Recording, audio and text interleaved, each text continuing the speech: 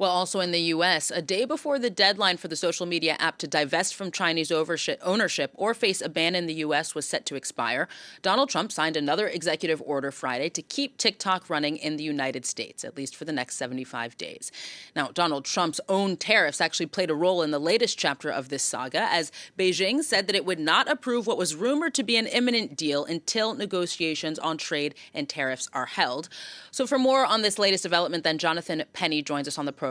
He's an associate professor at York University's Osgoode Hall Law School in Toronto, Canada. Thank you very much for joining us again, Jonathan. So we last spoke, of course, about 2 weeks ago when J.D. Vance had expressed optimism about a deal by this April deadline. The situation has obviously changed quite a bit now with these sweeping tariffs. So who has the upper hand? Is it Washington or Beijing?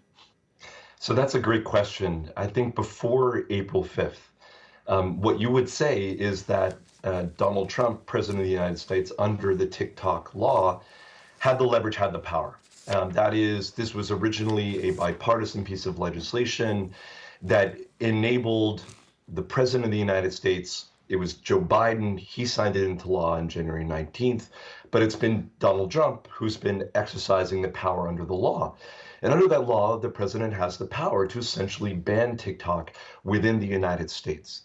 Of course, President Trump, sworn into office January 21st, he delays application of the law, as we talked about last time. And it seemed like at that point in time, President Trump had the leverage. That is, China and ByteDance being the Chinese company that owns and controls and operates TikTok, the platform, but is obviously a vehicle for the Chinese government itself, was in a weakened position and was willing to negotiate. That remains true. But what's clear today is that China has also realized that it has some leverage and some power within this relationship as well. Donald Trump announces these sweeping tariffs, as you mentioned on your broadcast, which has changed the dynamic. And what China has said, we're not approving any deal concerning TikTok until we actually address the tariff issues as well. One would have thought before this moment that China would have said they'll approve any deal. They wouldn't want TikTok to be banned. But clearly, China has some leverage here. Now, in the meantime, I mean, you mentioned that this move initially had bipartisan support. Now, executive orders famously cannot overturn laws, contrary to what the president would make you think. But there's been no challenge to these orders in court, allowing the app to remain online. So why do you think this is facing such little legal scrutiny, especially because initially, again, both parties favored it? Absolutely. It's a great point, and it's true. I mean, the initial executive order that President Trump had signed early in his presidency, essentially delaying application of the TikTok law itself or its enforcement itself, violated the face of the law. Why? Because the law stated that in order for the president to have the power to delay application or enforcement of the law, there had to be a deal in place that was imminent.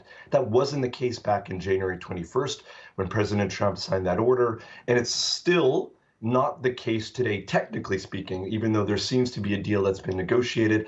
It hasn't been approved, and there hasn't been formal notification sent to Congress as the law requires. So why is there no real legal pushback here? Well, for two reasons.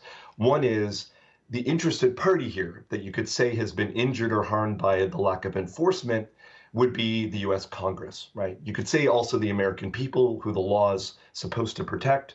But technically speaking, in a legal sense, that would be the U.S. Congress. The challenge is under American law, standing is complicated. It's difficult. It's hard for Congress to go to court and sue when the president doesn't enforce. That's one technical problem. The other problem is that the Republicans who hold the majority in Congress, they're supportive of the president. And it seems Republicans, even though many of them who supported this law know that he's technically violating it, aren't willing at this point in time to challenge the president, either politically or even legally.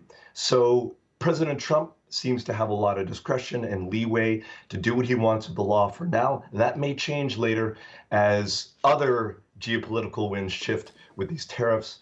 But for now, he seems to have a lot of power himself, at least in respect of his own party. From a privacy perspective, how much of a difference do you think it'll make for users if the company is under Chinese ownership or ownership of a major conglomerate like Amazon, who's, of course, rumored to be on the list of potential buyers?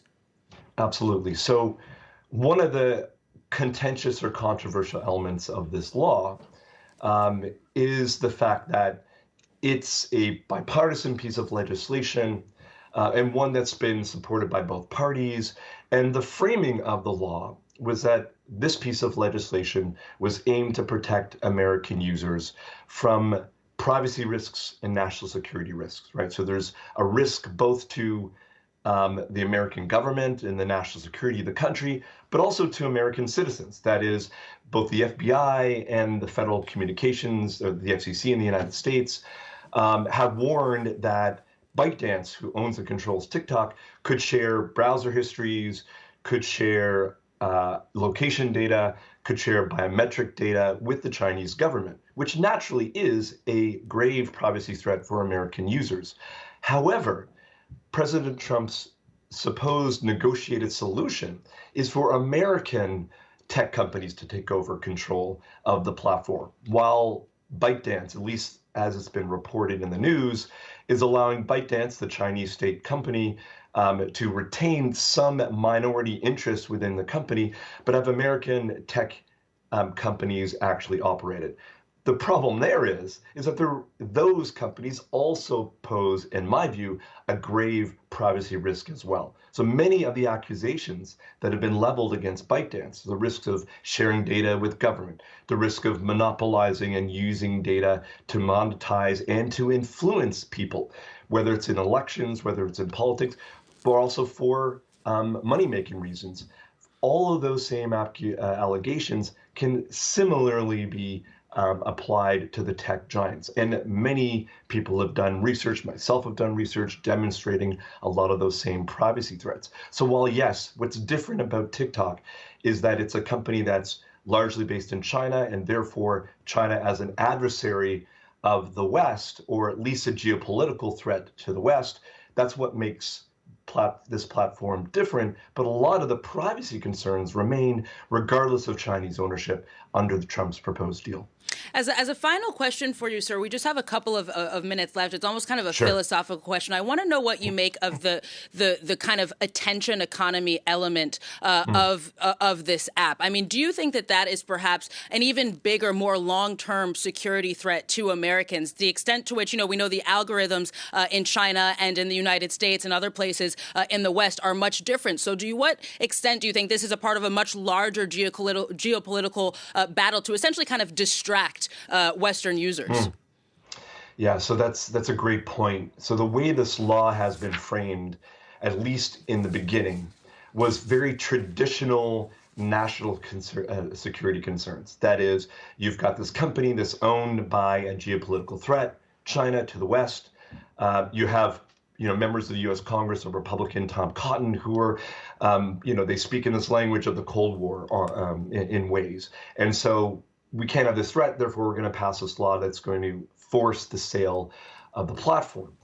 But I think the real concern over the long term, as your question suggests, is how the algorithms of the platform, right, can be used to influence American populations, but populations around the world, both for monetary reasons, but I think the concern for democracy is, as we're seeing with other platforms like X, formerly known as Twitter, which are now being weaponized within politics to influence populations at scale, both during elections and in between elections. And I think that is a longer term concern when it comes to TikTok, the platform, that it can be used this way, both by Trump when he has power, but also the Chinese government if they retain power over the algorithm over the long term. So the threat to democracy is not going away, and is something we have to watch carefully, especially as the details of this new approved deal become public.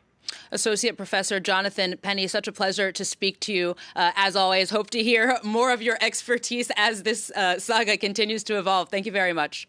Absolutely. Thanks.